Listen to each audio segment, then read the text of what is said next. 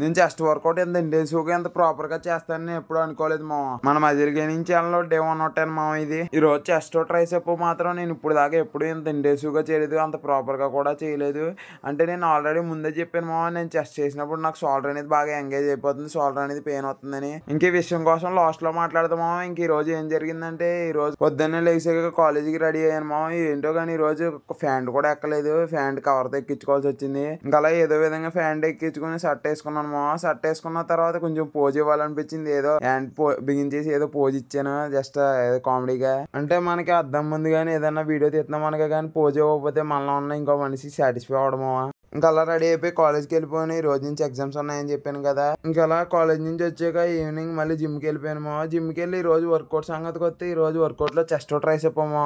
First బార్బుల్ press చేశాను మా. చాలా అంటే చాలా ప్రాపర్ గా చేశాను. నేను షోల్డర్ అనేది బాగా ఎంగేజ్ చేసేవాడిని, అలాంటిది ఈ రోజు అసలు షోల్డర్ అనేది మూమెంట్ లేకుండానే చేశాను. చాలా ప్రాపర్ గా కూడా పట్టింది. అలా అని చెప్పేసి తక్కువ వెయిట్ ఏం కాదు మా. 60 kgs తో చేశాను 8 reps. నాకైతే ఎక్సలెంట్ అనిపించింది. చెస్ట్ లో బార్బుల్ ప్రెస్ ఒకటి ప్రాపర్ గా కాదు మా, ఇంకా మిగిలినవి కూడా బాగానే చేశాను. అంటే చాలా బాగా పట్టాయి ఈ రోజు ప్రతి వేరియేషన్.